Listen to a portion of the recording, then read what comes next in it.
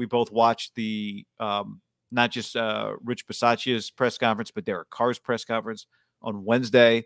I thought both handled things really well. Whether or not Bisaccia can become the head coach of the Raiders, time will tell. But one thing we know is Derek Carr is the franchise quarterback for the Las Vegas Raiders. And he's gotten a lot of opportunities to act and play like a franchise quarterback this year. He's played like it. He's acted like it. I don't know what more the Raiders could want from this guy. He's given them everything they need. Well, we bullshitting a little bit, right? We just touched on the AFC has got a lot of question marks. It is kind of the opposite of the NFC, where there are already 5, it feels like, locks to make the playoffs. And really, once Rodgers comes back, 3 or 4 powerhouse teams. Where is it inconceivable? Like we were talking after the, it just happened, the Ruggs thing. It's going to be very difficult. But then you start looking at the AFC. Now, I don't know if they can get the 1 seed, but if they win the division and they are a top 3 seed in the AFC, how does he not win the MVP? When you factor in, like, he just has 2 things that happened to him during the season and to keep the team together. It's just like other guys are just not going to have that in the bag. And it's kind of just one of those, they say the MVP in basketball is a lot with narratives and stories. Like, it would be an incredible story to keep the Raiders. You lose your coach. But again, non-football wise, and then for this to happen, and I hate to admit this, but I couldn't help myself because I saw TMZ tweet the video of Ruggs on the, they had live video right after it happened, and he's on the curb with his girlfriend, kind of swearing and crying, and I didn't want to do it, but I couldn't help myself, and it's just, I'm sure they all are going to see it, and then when you find out him telling, I mean, it makes sense, right? Henry was at Topgolf. Derek and Hunter play a lot of golf. Derek's a good player. Him taking video, sending it to those guys on a group text, and clearly, I mean, they can just add it up. 3 hours later, 3.5 hours later, this happens. I mean, even Derek kind of, articulated it yesterday. Like, listen, it was a little easier to compartmentalize the last time. This is a little bit harder. It's not even in the same realm. Yeah, it's not in the same world. So it's really, you could tell they were uncomfortable, him and Rich, talking about, like, new opportunities. It's just like, it just feels a little, there was the question, like, are you going to talk to Zay Jones about the opportunity for him now? It's like, no. Yeah. No. And even Derek said it. And I think, for anybody, like we said it the other day when we talked about it, like, it's weird to be talking about this and football at the same time. And Derek said it, he gets it, but that's what we do. That's what you do. Well, Derek, he's like, I don't have a choice. We have a game Sunday, right? Exactly. I mean, we got to practice. Yeah. I mean, it's not one of those. I think the hardest part about tragedy in general is anyone who's lost grandparents, lost friends, lost, parents, lost whoever, that you don't know what's coming, it can rattle you. But once you've been through it, I don't think numb's the wrong word, but you realize, like, the sun comes up the next day. Things keep happening, and we all grieve differently. And you and I were talking a little bit about this yesterday, I think off. Obviously, we didn't do a podcast yesterday. But, like, you get to a point where every human being, if they just kind of lock in, compartmentalize, can get through something. It's hard to get through several things. And it's just going to be difficult. Like, it might not catch up to them this weekend, but I do think it's going to be, there's going to be a week where you go, yeah, it was just bound to, like, they just maybe lost focus during the week, and it's very understandable. Like, sometimes when you lose focus during the week, and you're a good team, you're like, well, they just lost to the Jags. You're like, well, they weren't really locked in this week. It's like, I get it. Like, it shit happens. This one will be like, yeah, we probably weren't as focused as our heads weren't in the right spot. Yeah. You know? The Gruden thing was, I'm not trying to compare at all.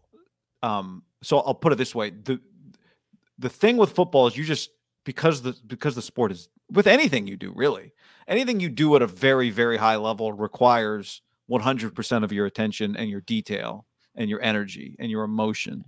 And football's no different. And when something happens that reminds you that the thing that you spend all of your time doing is not the most important thing in the world, when you get perspective, in some ways, perspective is a bad thing when you're trying to do something really hard, because you need to be in your bubble, only focused on that thing. And so when Isn't it why football coaches often say like, "Wait, it's election night," right? It's like they know, but they don't truly even care, right? They forget what day they know the days of the weeks based on like, oh well, Schedule. every Tuesday is an off day, but they don't know really what's Thursday's happening. red zone day, Friday's third down day. Yes. So when something happens, this horrible that brings a perspective, and this kind of perspective, it makes football hard, and that's where you just go back to Derek, who is. I thought he said some things that not everybody could say. Like, I think for some people it'd be hard to say. You know what? Saban said some similar things about.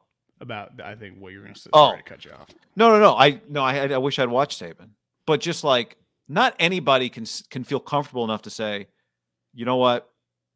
Henry's the one that did wrong here, but I still love him, right? Which is what Derek said. Yeah. You're going to get some of the, well, how could you say that? What about the person that died? And you're trying to capture everything. And I thought he did a really good job of that while being, that story rattled me as it makes everybody. And I don't know any of the involved people. And so he's handled it really well. I think back to your point on, or were you going to say something on that? I was just going to jump to it. No. The MVP portion of this is even without any of what's going on around them. Who are the MVP candidates this year in the NFL? Derrick Henry out. Lamar Jackson. Brady. Brady has 25 touchdowns. And Kyler. Matt Stafford's 22-4. His team might be the 1 seed. And I'd say, Derek, from a football standpoint, is he's matching up with all those guys. Yeah. Right? Here, statistically, though, again, touchdowns aren't everything, but like Stafford and Brady have 25 and 22 touchdowns. Now Derek's coming off a bye. He has 12. He has 12 touchdowns. I mean, like Stafford has 10 more touchdowns. Yeah, and a better record. But if this team, this team is the 1 or 2 seed in the AFC, his numbers will be there. Back to Henry for a second. Talking to people in the league with him coming out that scouted him, character really high. Talking to people with the Raiders, they really liked him. Like he was, like they valued him. I think when you have someone that you viewed as like this good kid and this guy with this bright future and was kind of coming into his own, and Saban was asked the same thing of like, kind of reiterated the message Derek gave of like, listen, this is an inexcusable action, and he's going to pay the price. But like, I feel deeply for Henry, his life being ruined, and his family. He has a young daughter. Like we were talking a lot about Dante Stallworth when we did our podcast on Tuesday, because everything was kind of fresh and the information was coming in.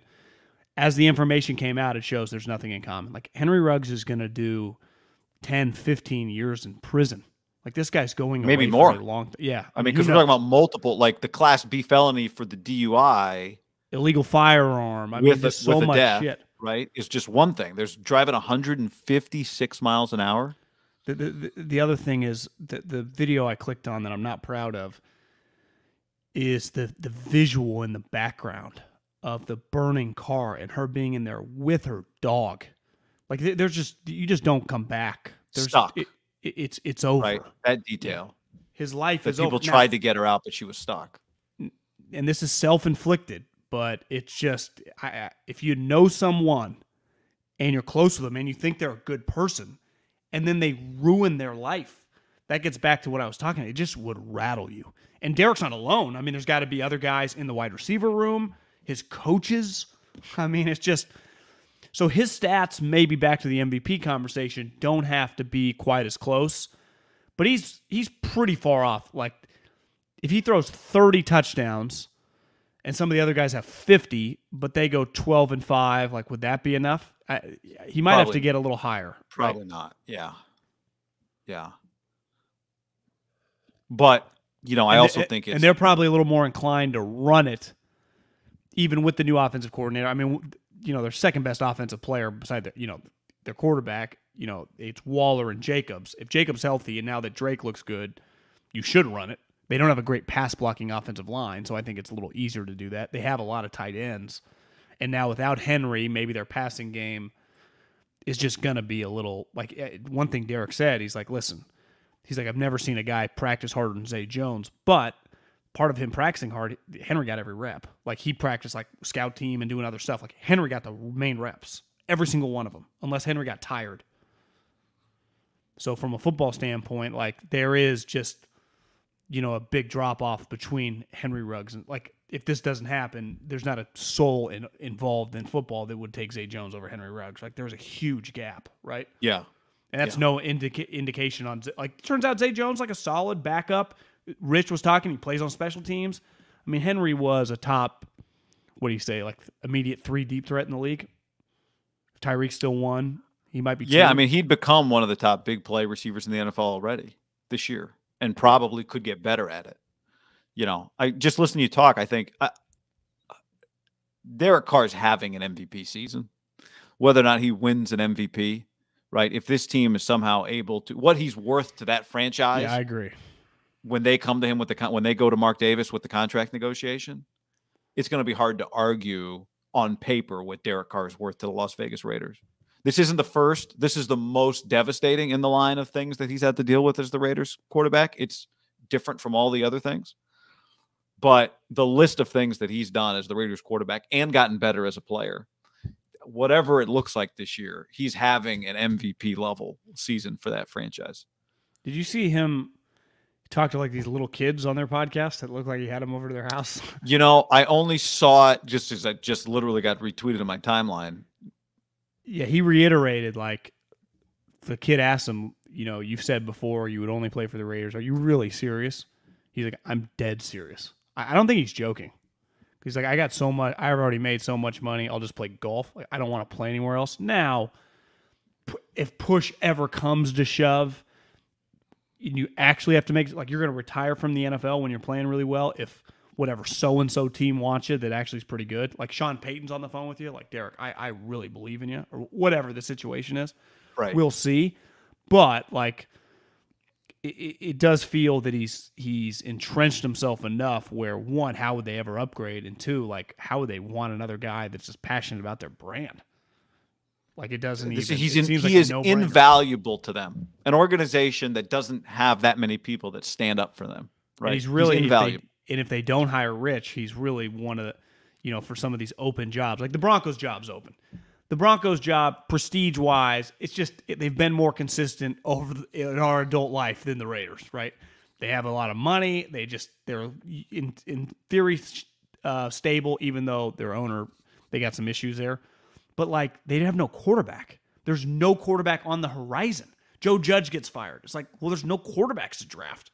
We just fucking signed Jimmy Garoppolo. Like Derek, you could argue of all the jobs that are open, is without question the most valuable asset on the coaching market. Yeah, let's say the Giants job opens, the Dolphins job opens, the Texans job is open. Denver.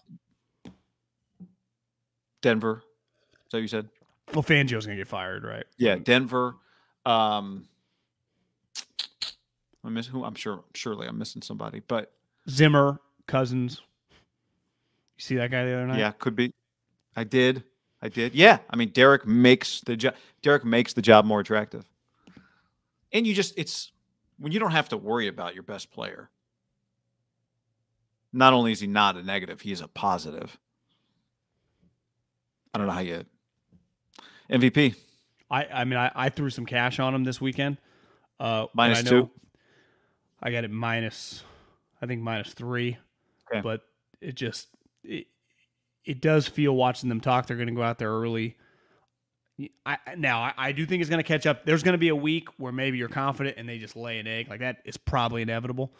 But I could see this week they could get over. And they're playing the Giants, who have a serious... They shut down the building today, guy. Shut down the building because of COVID outbreak.